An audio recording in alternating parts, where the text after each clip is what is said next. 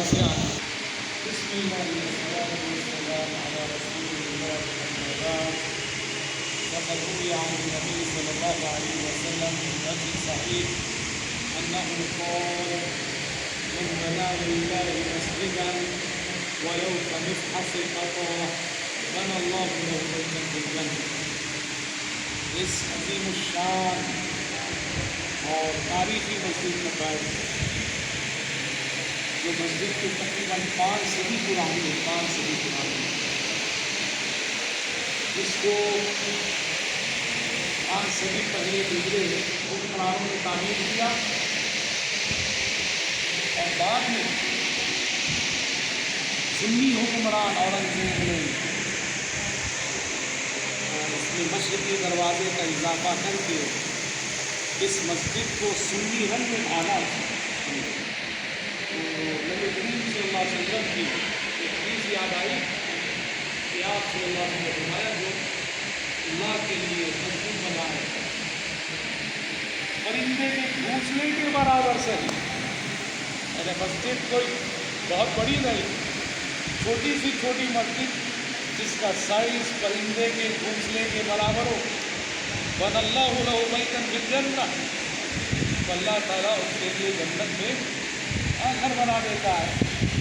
تو ہمارے حکمران جو ہندوستان میں بڑی بڑی مسجدیں بنائی ہیں انہوں نے بشرط صحت عقیدہ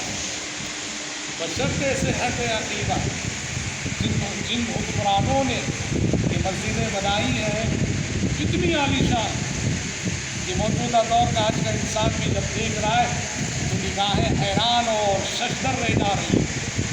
مولانا ابوالبیان حماد رحمہ اللہ کا ایک مصرع یاد آ رہا ہے: میری نگاہ حیران جلووں میں کھو گئی، میری نگاہ حیران جلووں میں کھو گئی.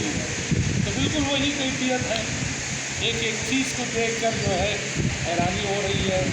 پرانے زمانے کا جو قدیم فن تعمیر تھا، طرز تعمیر تھا، وہ کس قدر آج کی انجینئرنگ کے مقابلے میں ممتاز اور جدا جانا تھا. اور پھر سے بھی معلوم ہوتا ہے کہ حکمرانوں نے میرے ہاتھ کہیں نہ کہیں دین کا جذبہ، اپنی شناخت، مذہبی شناخت، اس کو انہوں نے جو ہے باقی رکھنی.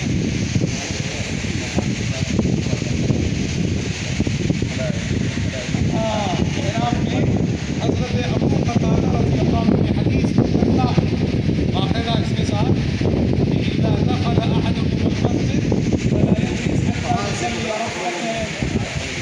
ایک احرام میں باقاعدہ وہ حدیث ہے کہ جب تم مسجد میں تو جب تک 2 رکعت تحیۃ المسجد نہ پڑھیں نہ بیٹھیں.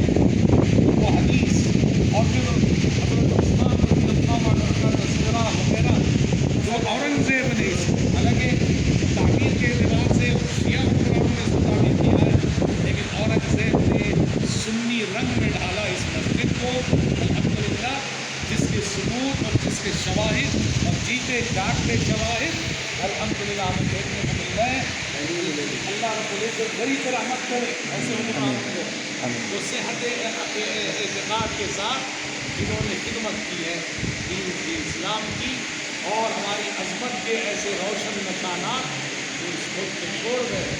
الحمدللہ وصلی اللہ وسلم علی خیر خلق